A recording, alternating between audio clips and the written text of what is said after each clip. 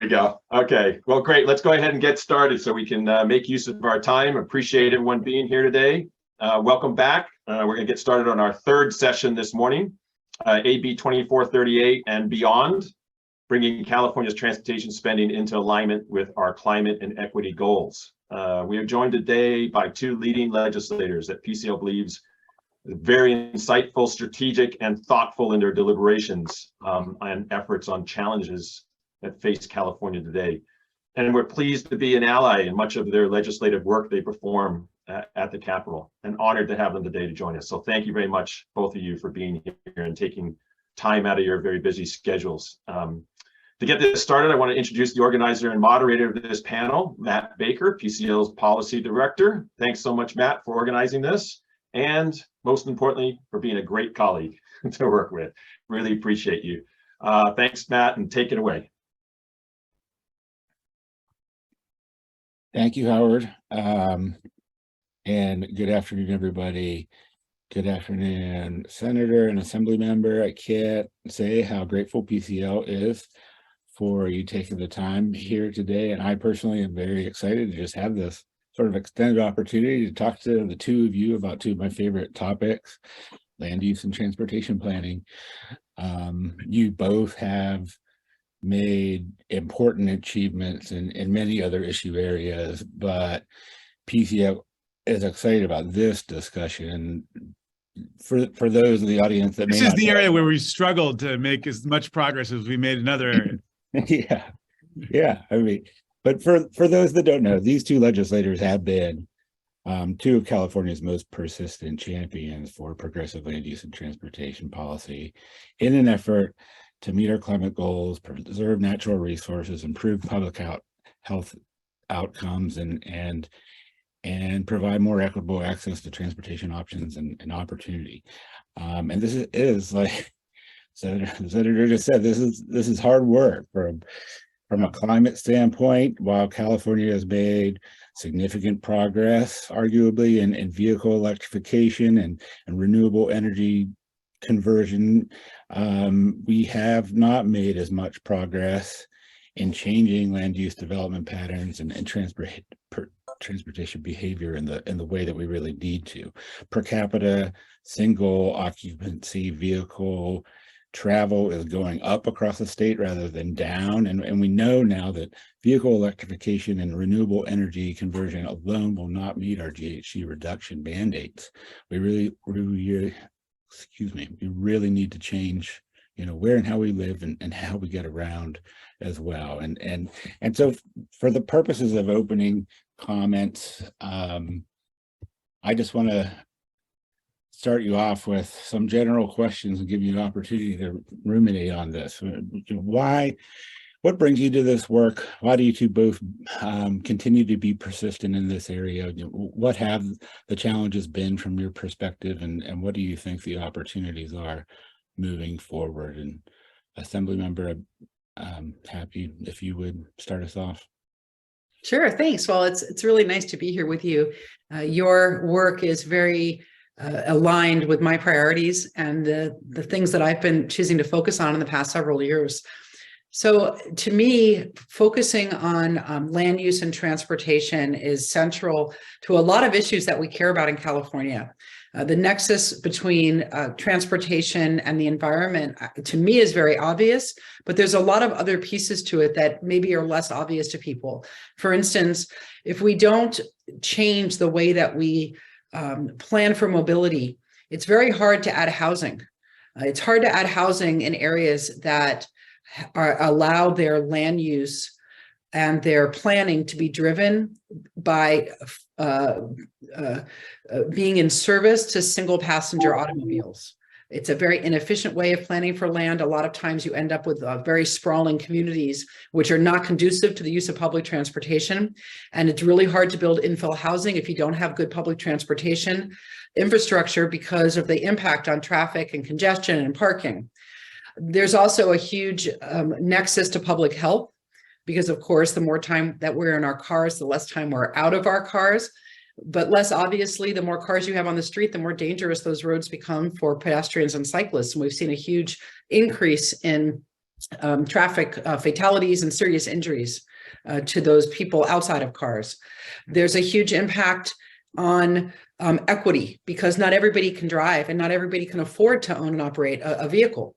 And so, and then, ironically, not ironically, but, tragically, the people who can't afford that housing, which has now become more valuable, that limited housing within our cities, are first further and further away. And these are the same low income people that we're now forcing to drive and pay for gas to travel great miles. So these are very intersectional policies that sound like they're about transportation, but are also fundamentally about land use and how we use land, about sustainability and the sustainability of that land use, and then about equity, public health, and our ability to add housing for people. So there's a lot of reasons why transportation and transportation planning really should be at the center of a lot of our policies. And that's the work that I've been trying to do for the past several years in the legislature, sometimes successfully, sometimes unsuccessfully, but it's the fight that we'll continue to do. And in my experience, and Ben will back this up because it took him years to work on plastic pollution, whenever you're taking on big policies and things that make big changes, it's always difficult and there's always a lot of opposition. And people get very, very entrenched in the systems they've built, even when those systems don't work. And that's what we have now with California. So California maintains over 400,000 miles of roadways between state and local arterials. And Caltrans was really established to maintain and build highways. So every year the state spends billions of dollars expanding highways. And that's to the expense of other solutions that are much more in keeping with those goals that I mentioned before, like public transit, like active transportation being bicycle and pedestrian projects. Those projects all receive less funding. And VMT, vehicle miles traveled on California's roadways, could increase by up to 35% by 2050 with these investments. And that's according to the California Transportation Plan, and that's without intervention. So, but on the other hand, CARB, the California Air Resources Board, they assume that we are going to have a scenario where we have to have a 25% reduction in vehicle miles traveled just to meet our greenhouse gas goals. Whereas what we're doing now and everything that they're planning for would at best lead to about a 4% reduction in VMT. So we have got to align our transportation goals and our air quality goals with our funding. And that's what we tried to do last year. And we were not successful. So the changing the way that we prioritize those transportation projects is important. It doesn't mean an end to roads. It doesn't mean we're pulling all the highways up. It doesn't even mean that we're going to stop funding projects that are important for safety and for efficiency. Those still should be funded, and nobody is suggesting that they're not funded. But the Biden administration, with their infrastructure dollars, has said that states need to be more thoughtful, in their solutions to congestion. They can't just default to widening roads, because we know that doesn't work. It just induces more demand. So as Pete Buttigieg said, he wrote that connecting people more efficiently and affordably where they need to go is a lot more complicated than just always having more concrete and asphalt. And I believe that, but our state does not yet internalize that in terms of the way that they fund things. So I chair the Transportation Committee in the Assembly, and this is at the root of a lot of my work. And I will continue to build on that, and particularly with the opportunities from the bipartisan infrastructure law guidelines that are around smart growth, and with our wonderful leaders like CARB Chair Rudolph. I think that we have a great opportunity to right this ship. And that's what I work on. And I really love the work that you do, because it certainly fits right in with that. And I'm very appreciative you invited me here today.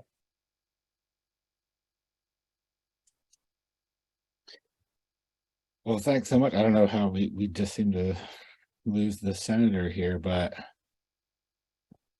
your comments do highlight the challenges that we're having in changing the status quo and the way we've been doing transportation planning and land use development these last 50, 60 years.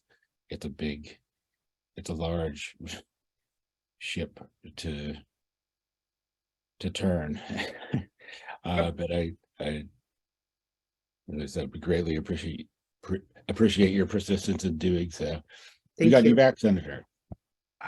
Literally right as she was finishing, it popped off. It was it was the gods of all those who have challenged Laura and me on this topic that decided to come in here. Appropriate. Yeah. Share your thoughts. Well, I mean, I obviously, associate myself with everything that Laura was saying. I mean, the need for this work is so obvious. And I think it's something that, and let's just start by recognizing the extraordinary leadership of Darrell Steinberg in this area, who really laid down the framework with SB 375 and then previous legislation, kind of subsequent legislation. But we've all been, he was barely able to get that across the finish line, and I think we've all understood why it was so hard. I mean, because it just coordinating everyone has been so challenging. But Laura's absolutely right. I mean, just about everything we do, I mean, whether it's going to work or traveling to a field for our kids' soccer games, picking up groceries, all those things center around our transportation efficiency. That's a statewide problem. Laura and I are from Los Angeles. We actually share some territory, and we know intimately well how much how enormous of a problem LA traffic is, how our land use decisions, poor planning that have been made in the past, and they continue to be made, quite frankly, have exacerbated real life quality of life for our constituents and for us as we try to navigate and get around our own community and do so in an efficient way. And I think we've seen how a poor functioning infrastructure caused by poor planning is so interwound with impacts on our environment and our general quality of life. Anyway,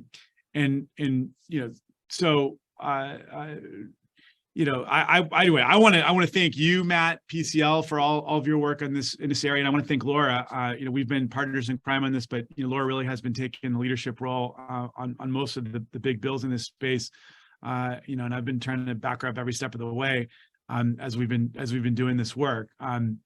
It really is. And I'm very pleased now, of course, with her as transportation chair. There's some more opportunities potentially, though the challenges continue, and I know we're going to speak more about them. But let me just iterate a point that the Air Resources Board has made, and it's an extraordinary argument. And I had to go back to my staff and say, is this really true? But they've estimated that if every driver in the state drove simply 1.5 miles less per day, we would meet all of our emissions lowering goals.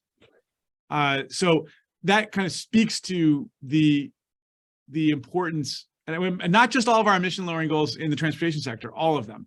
So that speaks to the importance of this work, getting smarter about the way that we do this planning, our ability to get some of these big bills through. I did SB 150 back in 2017, which created the report that then Laura's bill built on, and we've now been trying to put forth new bills to try to put in place more of an infrastructure to actually make the promise of 375 a reality. I know this is going to be the topic of discussion today, but man, it's important work. And it's been a struggle to get all of the many quite frankly, the extraordinary range of alphabet soup agencies and organizations, both at the local and the state level, to come together with some coherence to get behind a more comprehensive approach to ensuring that the promise of 375 is met. Thank you, Senator. I mean, you both touched on so many things that I want to dive into the details a little more on through this conversation. And AB 2438 is in the title of the panel, and I definitely plan for us to get there. But I do want to back up to kind of the beginning of this conversation. For me, as you pointed out, the leadership of Darrell, former Senate Pro Tem Darrell Steinberg, now mayor of Sacramento, and his SB 375 in 2008. The year that I started doing this work in Sacramento has largely framed my career since. For those in the audience that might not know, SB 375 mandated for the first time that our metropolitan planning, our regional planning organizations that are responsible for developing our regional transportation plans under the Federal Clean Air Act were now going to be mandated to develop a corresponding land use scenario with their transportation plan in an effort to try to align land use and transportation development in a way that would reduce distances between housing, jobs, and services, and allow people to drive less, give more opportunities for active transportation, conserve natural resources, provide more equitable access to opportunity, all of those co-benefits. And while SB 375 has really elevated thinking and conversation and vocabulary around these intertwined issues, SB 150 that was authored by Senator Allen, which mandated that the Air Resources Board develop this iterative progress report of SB 375, has unequivocally shown that we are not meeting our actual regional greenhouse gas targets in this sector. And vehicle miles travel continues to go up all around the state, even though, like you said, that figure, if everyone just reduced their driving 1.5 miles across the state, we could meet the targets that we have in this sector. And yet it seems so far, 15 years on, to be an insurmountable task to make that a realization. And both of you have had some SB 375 reform or bills aimed at of strengthening or improving 375. Senator Allen, you've had SB 526, and then a few years ago, and then SB 1217 just last year. Could you talk about what you were trying to achieve more specifically with those bills? And yeah, well, I mean, it's all about trying to, so build off of the report that you mentioned, SB 150 report, where it showed that regions weren't on track to meet their climate goals. Statewide, the driving was increasing, not enough investment was going toward climate-friendly transportation, and that we needed action at every level. So based on the recommendations in the report, I introduced SB 526, which was back in 2019, which would have established this mobility action plan for healthy communities, map for healthy communities. The idea was it would be a task force charged with identifying strategies to get the state on track to meeting our climate goals from the transportation and land use sectors, and create a process to collect the necessary data to evaluate the progress that regions have been making. We ran into challenges on that. We tried to, that was considered too comprehensive, too ambitious. We tried to scale it back with SB 1217. And even then ran into challenges. I mean, I guess the issue that we keep kind of running into here is that there's sort of a variety of conflicting best approaches to these issues. Land use for housing development is a critical component here, and building affordable options must be, I think, top of mind when we're looking to address this. But we also have to be cognizant of that we do this in the right way. The other challenge seems to be resourcing. There are a lot of areas of our state that are where there's just less resources than others when it comes to implementing these plans, acting on them. So you hear different pushback from the MPOs, these metropolitan planning organizations. I also think the struggle between local control and state oversight on these matters is just a constantly recurring push-pull. But the challenge, I think, just continues to be, how do we really make this how do we really try to make this a consensus-driven process? It's just proven to be challenging. And I want to salute Laura Friedman for her work and really trying to dive into this and make it, try to knock some heads together as best we can. Because as we've tried to come up with what I think are pretty reasonable solutions, just say, okay, let's just create a stakeholder kind of discussion consortium process at the state level, because we know we need to address these issues. Even that then runs into challenges. So anyway, thank you for your, the three of us are deeply in this and continue to push. But it's proven a little exasperating, as has tying state funding to the projects that help us meet our climate goals. That's been elusive too. I think that everybody pays a lot of lip service to the broad goals, but when the devil's in the details, and we've struggled to to thread the needle here? Well, you bring up that growing tension point for the state, this debate between state versus local control, and which seems to be almost becoming such a polarized tension that almost an existential crisis for the state, for elected officials and policymakers and the public as well. Assemblymember, your recent bill AB 1147 that was really targeted at improving SB 375 in an ambitious and difficult way, also really a piece of that really spoke to that question of state versus local control. I'd love to hear what you were trying to do with that bill specifically, and your thoughts around this real conundrum about, between do we need stronger state action to help locals do more versus people that feel like the state really needs to get out of the way, that the locals are best equipped and knowledgeable to do what they need for their communities? Well, I think it's a great question. And I want to say first that it's always great to have Senator Ben Allen as a partner in this. I'm very lucky that with him and also with Senator Lena Gonzalez, who chairs transportation in the Senate, that we do have strong environmentalists and people who understand, I think, what's at stake with these issues. So when it comes to the local control issue, really what it comes down to in my mind is that if we allow for sort of complete local control over a lot of these policies, then we're going to clearly continue in the same path. We know that if we keep marching down this road, we see vehicle miles traveled and emissions increase. And so the question when we think about where the state should be acting is, what's more important to us? Is it more important to us to sort of retain that concept of local control, or is it more important to us to meet our climate goals, our housing goals, our equity goals, and all of those things?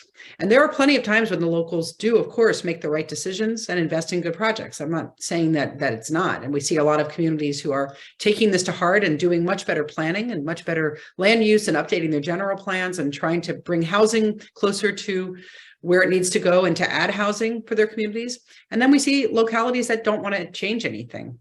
We see communities that are developing, that are starting from scratch, that seem intent on making the same mistakes that were made in the city of Los Angeles, and similarly to the same end of increasing traffic congestion, increasing pressure on housing and jobs, increasing VMT and bad mobility options for people who can't afford or can't drive a car for a variety of reasons.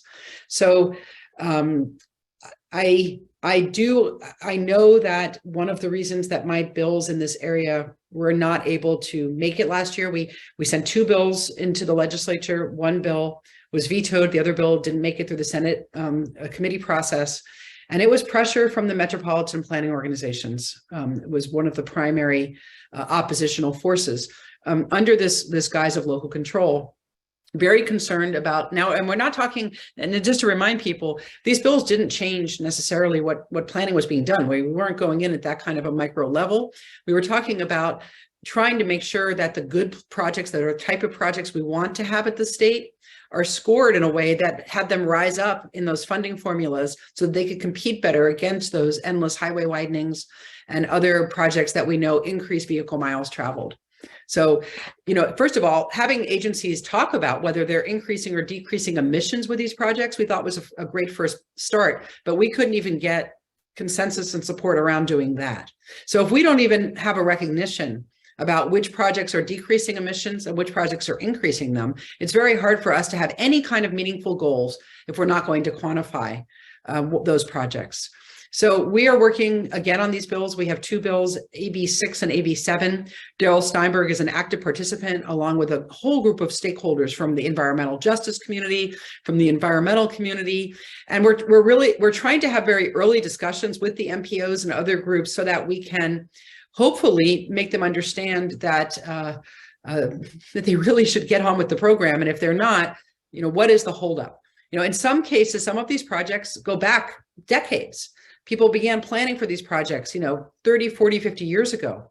But our goals have changed, and we know differently now. We know what a lot of these projects lead to, which is really nothing good. And not just in terms of emissions, but just for quality of life, with people stuck in traffic for hours at a time, every single day of their life. And we know the projects that avoid that kind of misery.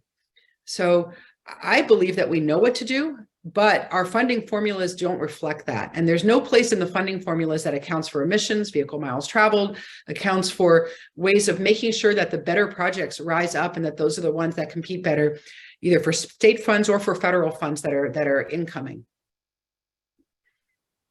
So that's my feeling about that question. Yeah. And I do think that it's really an imperative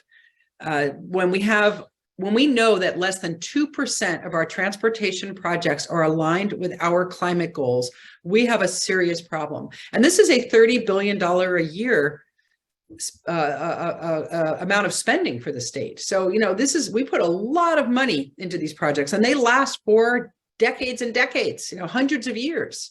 So we don't have time to sort of wait around and just continue business as usual. I believe we have a real imperative to act. And if you pull any one of those priorities out as something you don't care about, and I know there's people out there who don't believe in climate change, fine. You don't care about reducing emissions. Do you care about traffic congestion? Do you care about quality of life? Do you care about the impacts of low-income service workers having to be in a car for 2 hours in each direction a day to get to the jobs that they have in inner cities? Or are you willing to focus a little bit on their lives and making their lives better and letting them maybe take a train that would take them a half an hour and then a rapid bus to get where they're going for pennies on the dollar with a much better experience, and at the same time taking traffic off the road for those who still want to drive a car? I mean, there's all the reasons in the world to invest in what we know are better projects, and you could just pick one. And yet we're still not doing it to the extent we should. We still see communities planning around sprawl and around cars. And that just leads to all the same misery that we've seen around the state, the same housing crisis, the same disconnect from our neighbors, the same public health impacts, the same world where your kids can't ride their bike in the street because it's so filled with cars all the time, the same world where senior citizens can't get anywhere because the buses don't run well or frequently. So I think that the mission that PCL has and the people that are working here, it's incredibly important and really central to our future as California and what we're going to be as we grow. Well, I really appreciate that impassioned response to that question. It's, I think we're all constantly struggling for trying to find a sweet spot there. I mean, PCL certainly does respect local control and giving communities, a say in the planning decisions that are made around them. But at the same time, we're always thinking about, how do we empower local communities to do the right thing better? But, if they're not, what is the appropriate action or stick that the state has to take to make sure that we're meeting our climate, health, and equity goals? You mentioned both of your pieces of legislation, and still what from last year. I want to get to that. You brought up, Assemblymember, the specific this conundrum that transportation agencies are really dealing with around how to deal with these legacy projects that have been in the pipeline for 20 years or more and just simply don't meet today's current needs and goals and everything that we know that we have to do to meet our climate goals in the transportation sector. Moving forward, I'd love to hear both your thoughts. I mean, there's voter initiative projects or voter approved projects that were voter approved by initiative, which has a particular conundrum. But then there's also just things that were part of the state highway system planning apparatus, and it's just such a big machine. of planning and construction that just trying to change the status quo and like put the brakes on and say like, okay, how do we make this project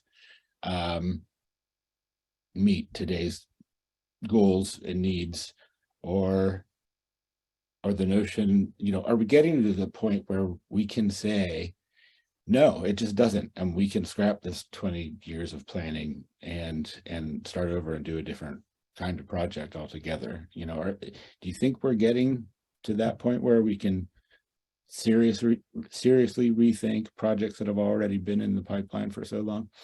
Well, I'll tell you, this has been a huge concern with the bills that I've been trying to do in this area for the last few years.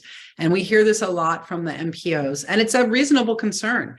I'll say a few things.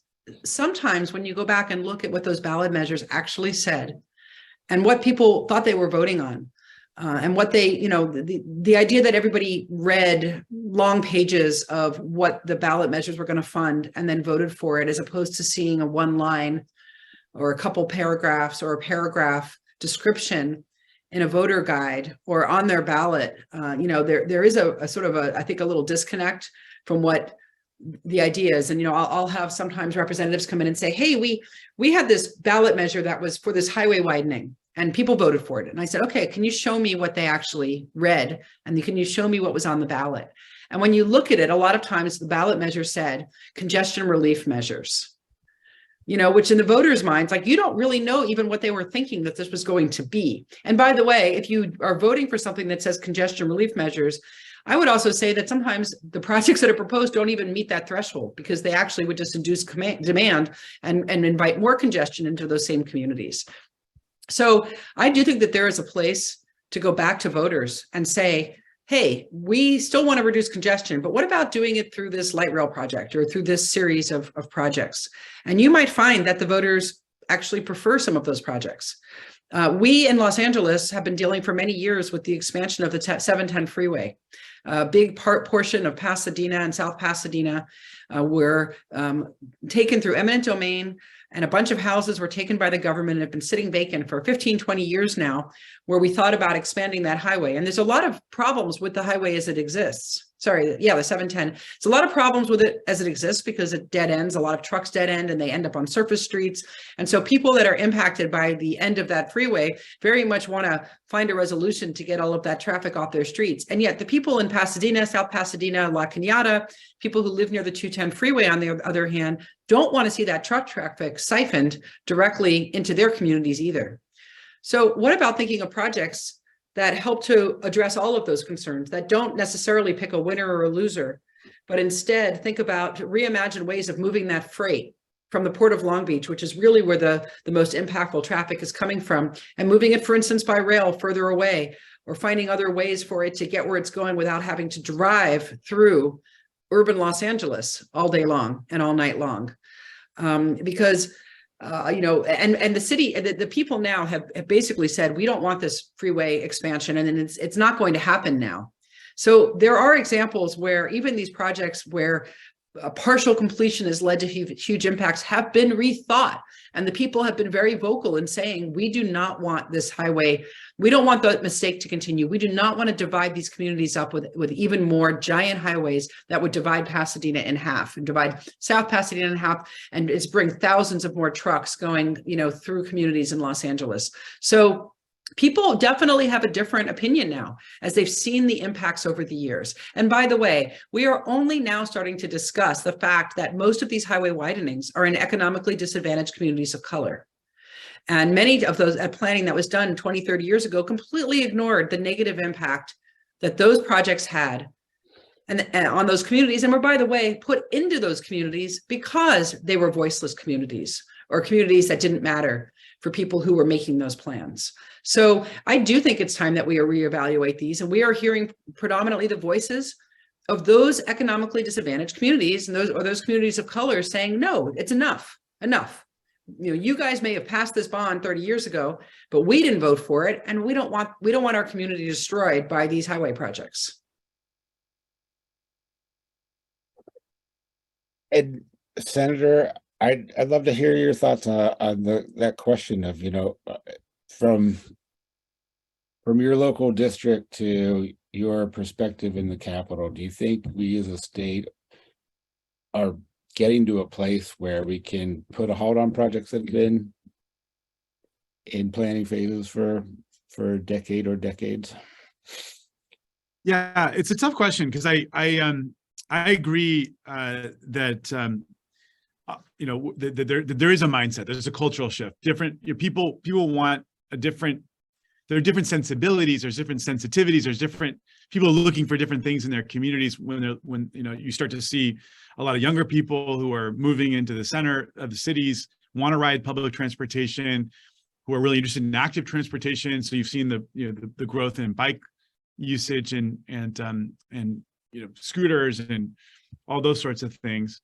You have a massive build out in Los Angeles right now for transportation. So I think there's a lot of growing interest in a new lifestyle and a new way of living. That being said, you've also seen a lot of people move out of the cities during the pandemic. You've seen a hollowing out of our urban cores a little bit. I don't think, quite frankly, we've invested a lot in metro construction, but we haven't invested very much in making it a good kind of safe, clean user experience. And I know there's a lot of people who, and I worry with some, with one of I think the biggest problems with, I totally recognize the governor having a lot of challenges with balancing the budget this go around. But I know Laura and I and others, Scott Wiener and others, were very concerned about what seemed to be one of the most significant portions of cut that was proposed in the recent governor's budget was in transportation. I do worry that if anything, we need to be doubling down on investment in public transportation, not just in construction, but also in safety, cleanliness, efficiency, so as to really make the public transportation riding experience a better one that appeals to people. We also, of course, see there's a lot of agencies that are just in organizations, and including cities and the organizations that they create, that I think get really stuck in an old mindset. That being said, you're starting to see a lot of change in the legislature. Right? Different kinds of bills are pushing through that never would have gotten through in the past. So I think there is a culture shift. I think the issues, the environmental justice issues that Laura was raising are very real, and it's great to see folks from EJ communities starting to raise their voices with more power and strength and more force. And that's starting to change the conversation about highways and that kind of thing. I don't think you're seeing, I think from some of the you also have a lot of new planners that have been trained learning all about the mistakes of the past, who have a very different mentality about sprawl and about density and infill and adaptive reuse. And a lot of them are now starting to populate planning departments in cities. And you're starting to see some of the culture shift in that sense as well. So I'm cautiously optimistic. I've also, but I think it's going to take. I think it's going to. I guess partly because of all the brick walls we've all run up against, the three of us, as we've been working on these bills the last couple of years. I guess that's where the cautious part comes. There are other areas where we've seen bolder planning related bills get through, and in this area, it's proven to be elusive. It's continued to be elusive, and I think part of it involves also pushing our colleagues to start to see the real human value associated with this kind of work.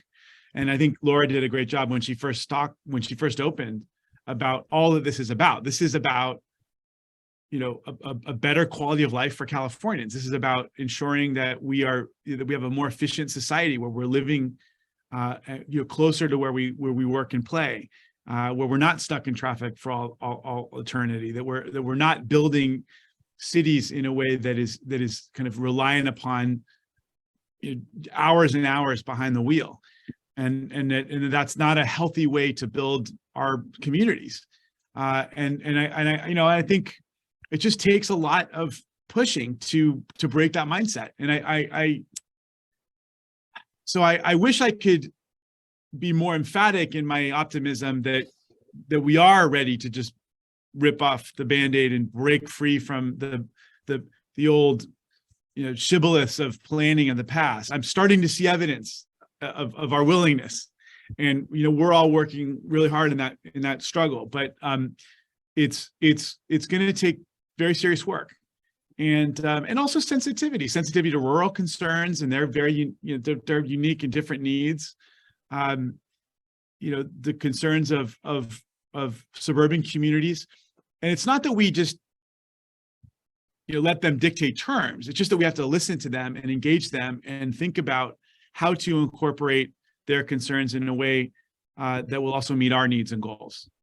And it's going to continue to be painstaking and difficult work. I think that you got the right person at the helm here with AB 6 and 7 with Laura, working on trying to just thread these needles, talk to everybody, listen to everybody, engage with everyone, just as we did with the plastics bill, for example, that she mentioned, and ultimately just hear people out and come up with some solutions that don't necessarily respond to everyone's needs, but respond to the respond to the broader needs that we have, and incorporate their concerns as best we can, and while also building up a greater political consensus in the legislature and in the governor's office. And it's the difficult, unglamorous, but vitally important work of governance that we're engaged in.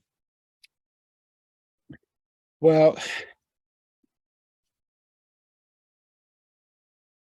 I think you put it well. I wish I could be more emphatic about optimism too. I am cautiously optimistic. I think there has been progress. I think the question that our challenge with is it happening fast enough to get to where we need to be by the time we need to be there, and bring up the budget, and the January budget has cut sustainable transportation funding in not insignificant ways. And it takes me back to, I wanted to go back to the 285 report, which you brought up earlier, Senator Assemblymember Friedman's bill that built upon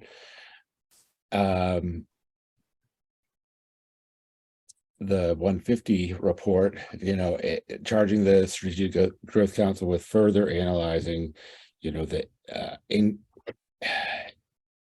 inconsistencies between our state, regional, local planning and the performance of how our investments are being made, and our agencies are directing those investments in alignment with our climate goals. And the overarching themes that I felt that came out of the findings of that report is that there is a great deal of, or great lack of, coordination between state agencies and state and regional and local agencies. And simply put, there's a substantial, a great deal of our transportation and infrastructure investments that are going towards things that just simply do not meet the criteria to meet our climate goals. And so let's talk about 2438 a little more specifically. I mean, it was in response to this, it was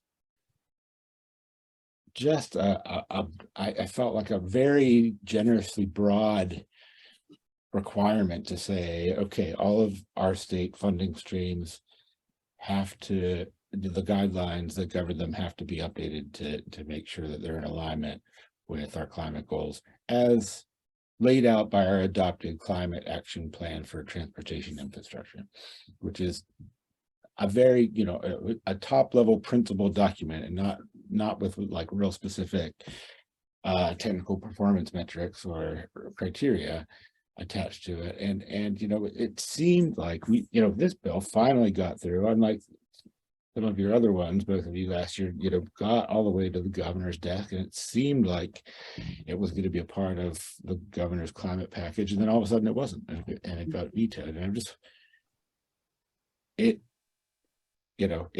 that is part of the cautiousness of my optimism, and I'm still dismayed. I'm still confused as to why that general kind of codification of the state's goals in the transportation sector became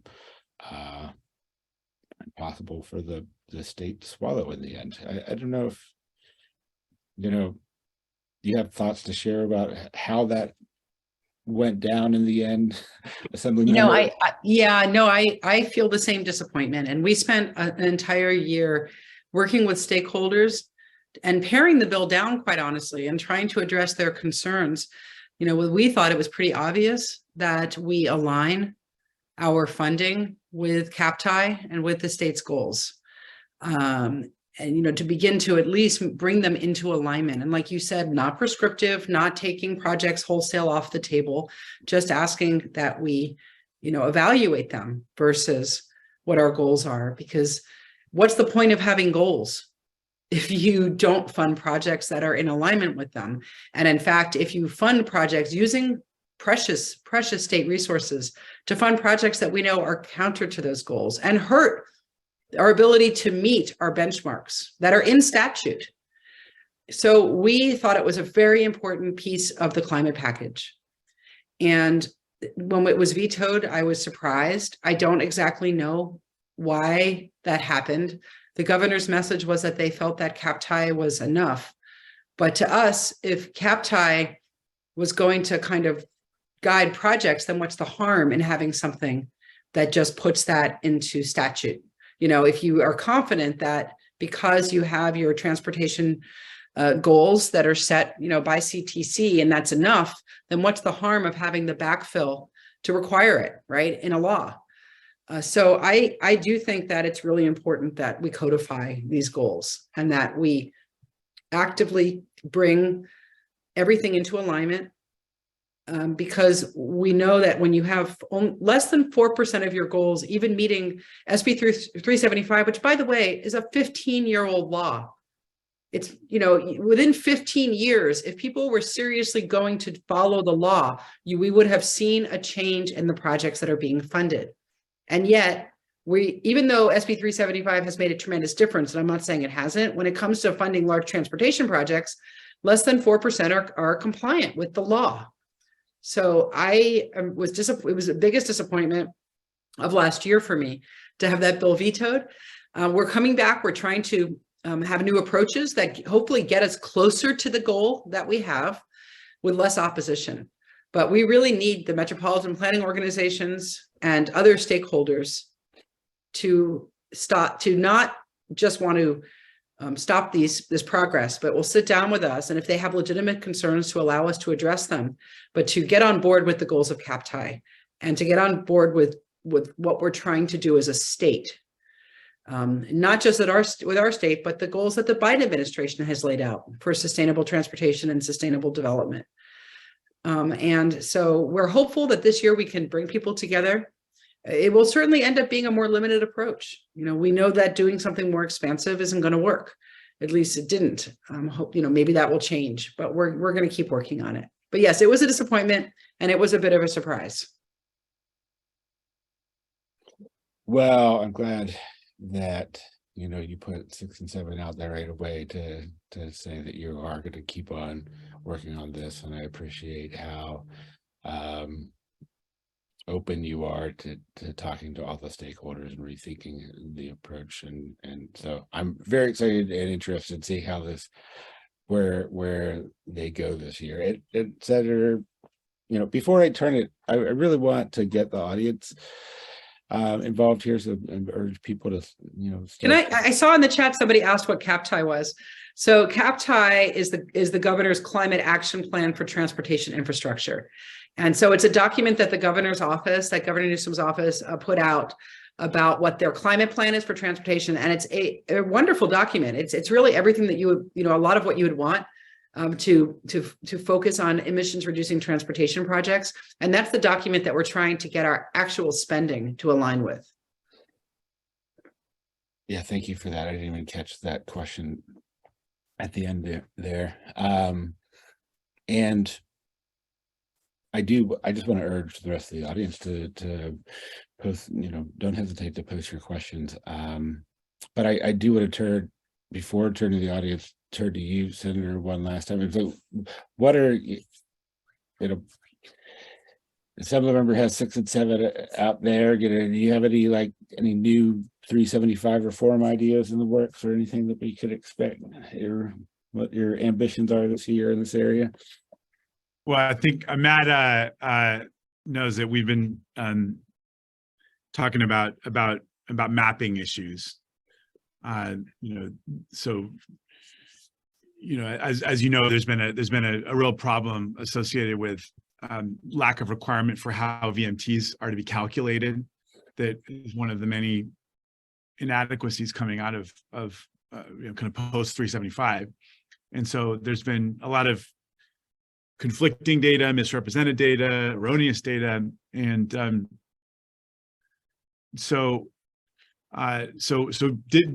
MPOs and COGs in more largely populated areas with more resources have created maps that appear to have some questionable data. So one of the things we're looking at is the possibility of putting into statute a method by which VMT mapping, so vehicle miles travel mapping, is to be done.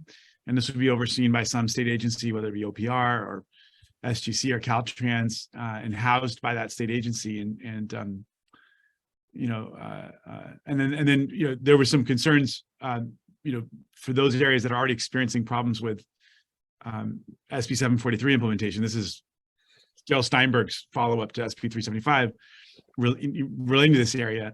There have been some concerns about implementation issues for 743. We would try to create a grant program for those, for under-resourced rural areas, so that they could get extra resources to get up to speed on mapping.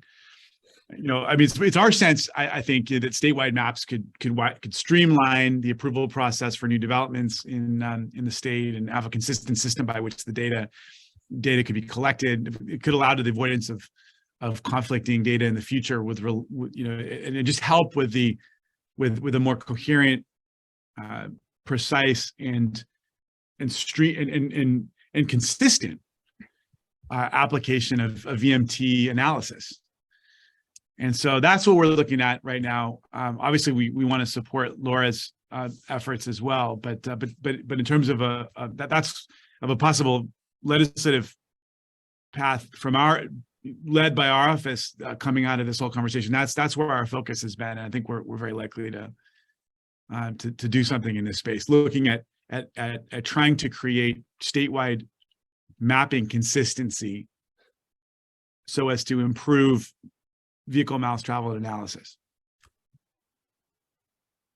Yeah, and I really appreciate you and your staff dedicating thought to this question of how the right way to do that is, and how to get consistent quality VMT mapping across the state, because I think there is a great opportunity here for helping us see where we can best coordinate our housing and infrastructure dollars in a way that gives us the most bang for our buck and serves multiple benefits: climate, health, and equity, and conservation.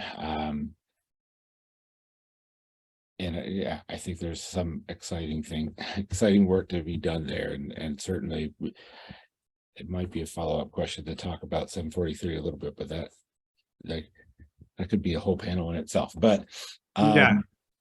Basically, just for folks to know, so 743 was Jill Steinberg's bill from 2013 that required changes to guidelines implementing CEQA, regarding the analysis of transportation impacts, and so VMT, of course, comes out.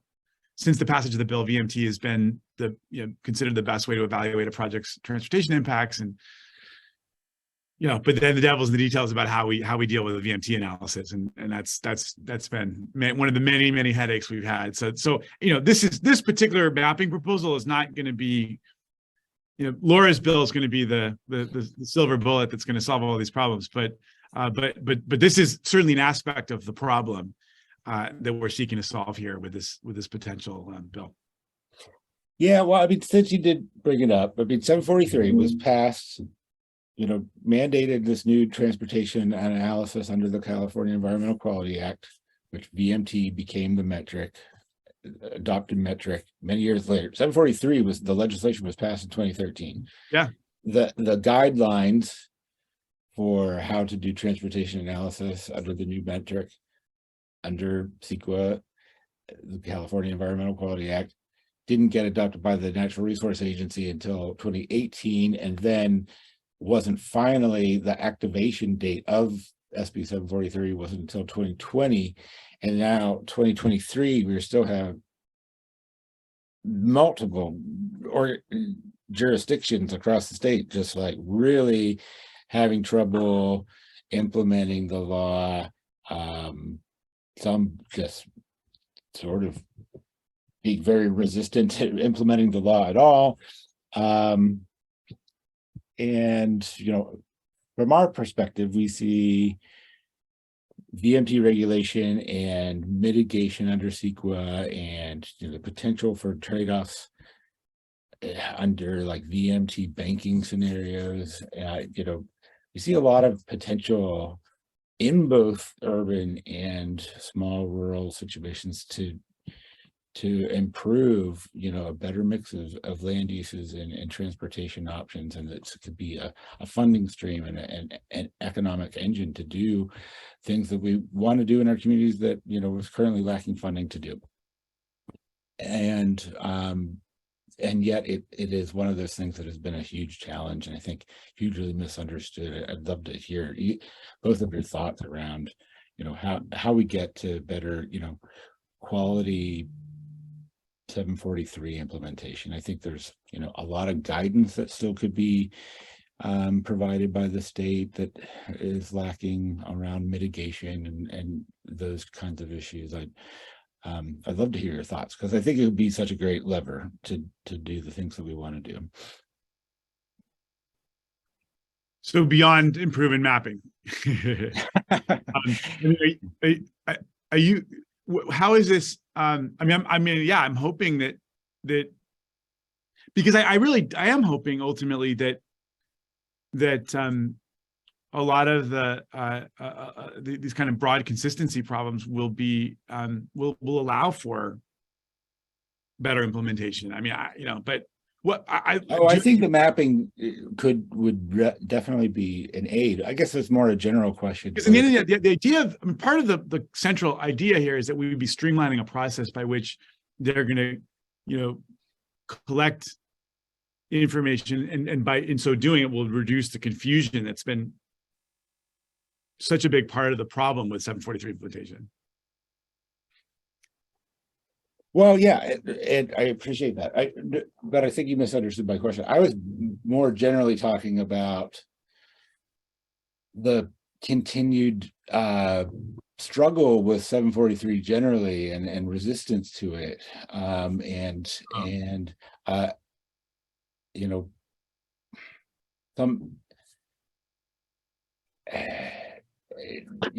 feeling, some rural districts feeling like VMT regulation is a burden, a disproportionate burden on rural areas, because by nature distances are longer, and people have to drive more, and I think that's sort of a perversion of the way the law was supposed to work. But people are really still struggling with how to implement it in general, and we've deal every year with attempts to weaken or dismantle the law. I'm just wondering if you see a productive path forward to 743 implementation, either of you. Do you want to take it, Laura? I don't really know, because I'm not as familiar with this side of the regulations probably as the senator is. I think that we still see a reluctance of cities to do real planning and to, be more visionary about the way that they grow. To a reluctance to add housing, for instance, in a lot of places, to do even things that are really simple, like, in the city that I was the mayor and a council member in Glendale, and we passed an ordinance at a certain point, and this may not be, answer the question, because I'm not as familiar with the original legislation, but we passed a bill that didn't allow for strip malls. Like everything, all the parking had to be in the rear, right? And the building itself had to be on the sidewalk in the frontage. And even just doing small things like that help with walkability in communities. So, looking at, so I don't really know, because I'm just going to plead ignorance on the particular piece of legislation. But if it's about planning and more sustainable planning, I think that it all starts locally, and the locals do have a lot of control over land use and a lot of control over zoning and planning. And so they need to be deliberate about that. And they need to think about the kind of community they really want and whether their community is sustainable and what mobility looks like for everybody, not just for people who own a car, but for everybody else as well. And it all starts with that. It's amazing to me how many people are consider themselves to be environmentalists, but don't ever think about the way that they live and whether it's possible to truly be sustainable just in their everyday lives based on the distances they have to travel and what they have to do to meet basic needs. I don't know if that answers the question at all. Yeah, I mean, we dealt with this issue. Caballero had a bill and really forcefully made the case that there's this fundamental issue associated with rural VMT, rural challenges with the VMT. And I guess the one thing, obviously, we're going to have to just sit down and listen to each other and talk to each other a lot. I mean, that was a tough conversation, and I don't know that we ever got to a place where we were able to kind of see eye to eye, but. I do think that rural planning is different than urban planning. It's different than suburban planning, and it's not bad for us to have a system that that accounts for those differences. Right, and that's all true. And at the same time, I did a transit equity tour last year, where we went and we did a transportation tour around the state. And one of the places that we went was rural Fresno. And we went to these small farm communities. These are communities of 100 people, 200 people, and they kind of dot the Central Valley. And these are agricultural rural areas. And these people were extremely upset that there was a bond that was coming that would actually defund the little bit of public transportation they have and build new highways and build new roads. These are farm workers. Many of whom are elderly. They don't drive. They don't want to drive. They're physically not able to drive in the fog. They're completely dependent on their basic needs, which are not in their communities. There's no grocery stores in these communities of 100 people. There's no doctors in the communities of 100 people. These folks are completely dependent on a bus system that runs twice a week. One bus each way into Fresno twice a week. And what they want is they want better public transportation. And they were very clear and very adamant about that. So when we talk about what mobility looks like in rural communities, are we really listening to all the voices? Because I don't hear a big push always from people about having, better public transportation, for instance, but we've got all these little communities that are cut off and they're asking for it, but people aren't listening. There was a terrible fire up in Paradise several years ago. I was chairing natural resources.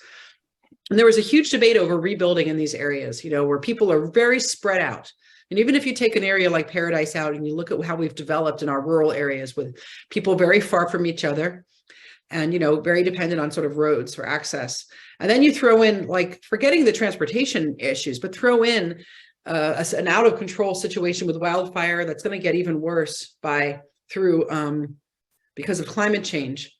And, we have to have some really hard conversations too about whether it's actually safe and sustainable to live like that. How do we evacuate people when they're spread across these very rural areas for hundreds of miles? How do you evacuate a town like Paradise, which has been rebuilt twice, been destroyed by fire multiple times, and where the fire experts say it'll never be defendable?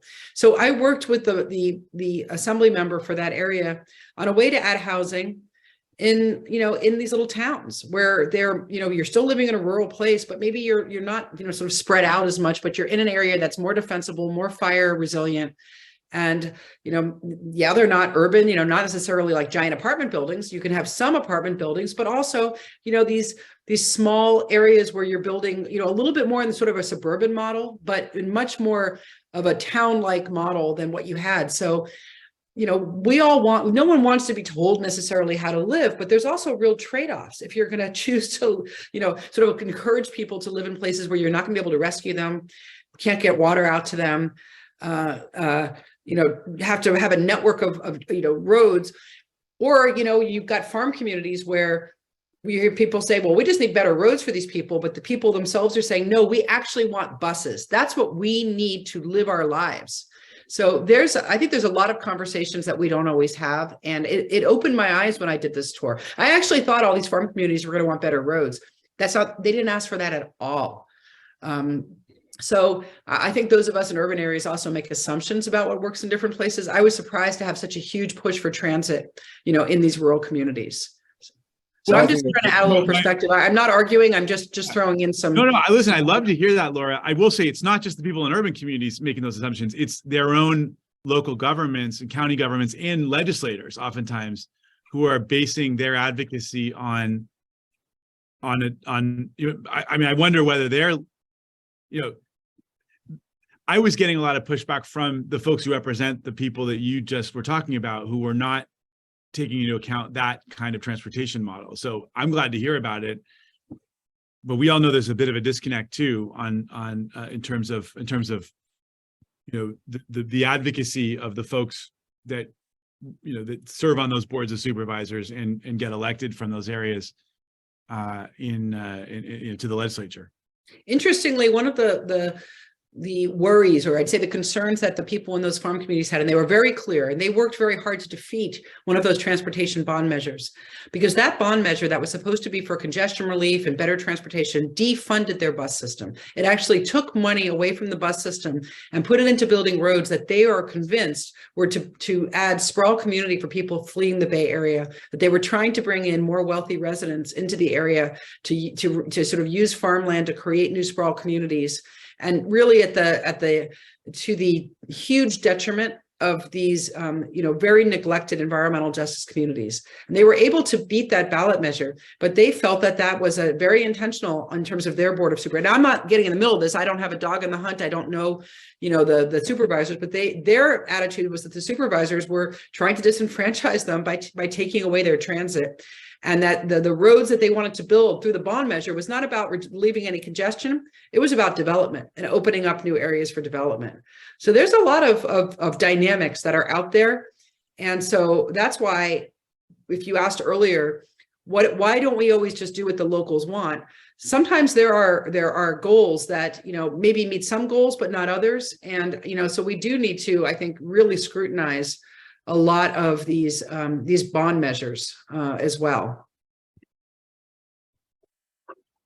Well, I find that really, really insightful too, Laura, that was a message that you got from your equity tour. And by the way, the bond measure was one of those measures that would have vastly increased vehicle miles traveled, vastly. Creating these giant new roads for new unsustainable communities that did not fit in with our 375 mandates in any way. And I'm familiar with the measure and the work that our Partners Leadership Council with Justice and Accountability did on that, and their community partners. It's exceptional work. I too, I want to thank Chris Ganson for his comment on 743.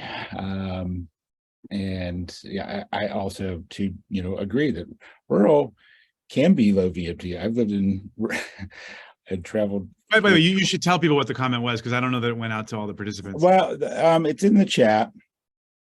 Generally saying that the technical and policy experts need to be better at providing you legislatures the support you need and coming up with solutions on these things. But then also concerning rural, that a lot of rural low VMT is low VMT. And I think that, I've been in a lot of small rural communities that are very self-sufficient, that people barely ever drive out of because they have everything they need there. And I think 743 could be a vehicle to help make some of our rural communities more complete and more connected. I don't want to go down that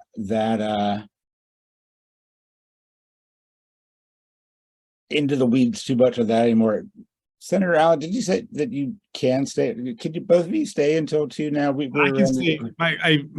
can stay till 2 now. So yeah. Yeah, I'm not going to be able to, unfortunately. I'm going to have to leave you. Okay. But I really appreciate your having me here. Well, why don't we close it out then? But I just want to get, there's this one very legislative administrative question in the chat that I'd like to hear your thoughts on. For the legislative hearings, how much more impactful is in-person versus Zoom statements? We want to be optimally moderately persuasive. You know, how is that? My committee is no longer allowing Zoom testimony from witnesses or from the public. Actually, technically, it's very hard for the committee members to hear it in a lot of Laura is trying to increase vehicle miles traveled. We are allowing phone-in testimony to committee, but not Zoom. We actually did not allow Zoom. Going to be allowed? Okay. So we are allowed, but our testimony from the public, if you're not, and almost all the committees are this way, that if you're not one of the primary witnesses that are brought in by the sponsors or the opposition, you're pretty much limited to just saying your name and any organization you represent and whether you favor or don't favor the measure. Just for the sake of brevity, we don't allow that. My suggestion would be to email the committee members directly and send them an email that way. People do or should read that testimony. And then to make sure that if, for instance, if you're opposed to something and there's no witness in opposition, you can ask to be an opposition witness, or you can try to find out who's going to be testifying. And, you can also offer to be one of the witnesses that way. And really, I think people are the most persuasive when they band together with others who feel the same way they do, and work together in an organized way. It's always good to have people come. And I've been in committees where we've had 200 people get up and say whether they were for or against a bill, and that certainly is impactful. But it's also great when the opposition or the supporters get up and they really have their witnesses lined up and they're able to capture the gist of an issue. And lastly, I would say that there's a lot of opportunity many times for those sponsors or opposition to go into members' offices, to committee members' offices, to sit down or to get on a Zoom with them, one-on-one. And we do Zoom meetings with the public. And then to have your time to more fully explain your position before the hearing. Yeah, I would totally stand by everything Laura's saying. I mean, I think there's nothing like in-person testimony ultimately. And I think in general, the committees are basically now starting to require the lead witnesses to be in person. People can call in to add, their voice to support or opposition, but there's something very powerful about in-person persuasion. And by the way, I'm sensitive to that. I'm sure Laura is too, because we represent Southern California. I mean, you've got great people like Matt and others that are based in Sacramento who are able to come and give testimony, and they give powerful, effective advocacy for you. But so I'm not trying to say that you need to get on a plane to Sacramento, God forbid, given our whole discussion, or get on the 99 of the 5. If only we had a rail system, I guess. But there are other ways to make sure your voice is heard. Certainly, you can call into the committee, though in a weird way. I think the most effective way is to go build relationship with your local elected official, your local legislator, their staff, just as important, if half the time, because the staff really do run so much of what we do. And make sure that your voice is heard, with your local people, and you can do that, right at home, in your own local community. That sort of long-term relationship building and advocacy is powerful. And I've seen legislators move. I've seen legislators who thought that their votes weren't being paid attention to, their positions weren't being paid attention to. They got they heard very differently from some constituents who may have been upset with positions that they'd taken. They were kind of going the status quo road. They were listening to the lobbyists, and suddenly they started to hear from real people in their communities that were actually paying attention and cared. And many of them actually shift positions sometimes because of the advocacy they hear locally, in person, right up and close. Yeah, and just to be clear, I think that for my committee, the reason that we stopped the Zooms testimony from the witnesses is I noticed that my committee members would just fade out. They would just fade out. They weren't really paying. It's harder for people to pay as much attention. And a lot of times they physically couldn't hear the testimony very well because of technical issues. So it wasn't because we wanted to disenfranchise people. We wanted to make sure that their voices were truly heard in the best way possible. And then, we just felt that it was much more, it was important to have people there where people could look them in the eye, ask questions, and literally physically hear them. Yeah, no, I appreciate that. I mean, the phone system hasn't entirely been a panacea either. But, I think it really cuts both ways. I mean, I agree that the most of, it's for a person who was used to before the pandemic, being in the building, being being forced out of the building was very limiting in the kind of effective advocacy you can have in person. On the other hand, opening up the phone lines allowed advocates from all around the state and people that care to actually come and have their voices heard. And so it's really cut both ways. Just to clarify, so are you saying that phone testimony is continuing in both houses this year? It depends on the committee chairs. Oh, is it's my committee understanding. by committee, huh? It's gonna be by committee, I think. So in my committee, for now, we're doing the kind of Me Too testimony, the yes, I'm for it, no, I'm against it by telephone as well. Not by Zoom. We never actually allowed that by Zoom. And then, but the primary witnesses, which, you know, for people who don't know, usually you'll get 5 minutes for the opposition, 5 minutes for the support. Usually you have 2 or 3 witnesses and that's it. That will be live. And that's always been a very limited amount of testimony. So that has to be live. And then the other part will take in person and also telephone for or against statements. But other committees are cutting off the phone testimony completely, is my understanding. It just depends on the chair. Yeah, I actually thought most of the assembly was, but I didn't realize it was by committee. So thank you for that. Thank you for that technical question, Carol. Well, I want to respect your time, Assembly Member and Senator. Thank you so much for taking this time to talk with us today. I really enjoyed it, and I look forward to a lot more conversation moving ahead. Thank you so much. Thanks for the opportunity. Good to see you. Are we going to do 6 and 7? It's going to work. Yes. Good. Let's do it. Thank you, everyone. Thank you. Thanks to both of you. And I wanted to actually give a personal shout out to the senator for working on SB 1205 last year. Different but similar. They're trying to get transportation aligned with the transportation funding aligned with the climate change. You know, the climate change and the water analysis bill, for a water availability analysis, for those that don't know. And that's massive. I mean, this type of work that both of you guys are doing and trying to align goals with, trying to align our climate goals with all of these different policy objectives is just huge. So we really look forward to continuing to work with you, you know, bringing as many of our allies and strategic partners to the table. So thank you for your time. Thanks for joining us today. Great conversation. Appreciate it. And we'll keep at it, right? Thank you all. Great to see you. We're not giving up. We got a good fight, and we got to find more silver bullets. I like that. So, all right. For the rest of everybody, thanks, Senator. For the rest of everybody, next week, Thursday, we will be presenting 2 panels on creating paths and dams to aquifers and updating California water laws in the face of droughts and climate change. And we will be receiving, you will be receiving an email with a link to the video recordings and presentations. And please fill out the feedback form that will pop up when you log out. Thanks to all our sponsors. Couldn't do this without you.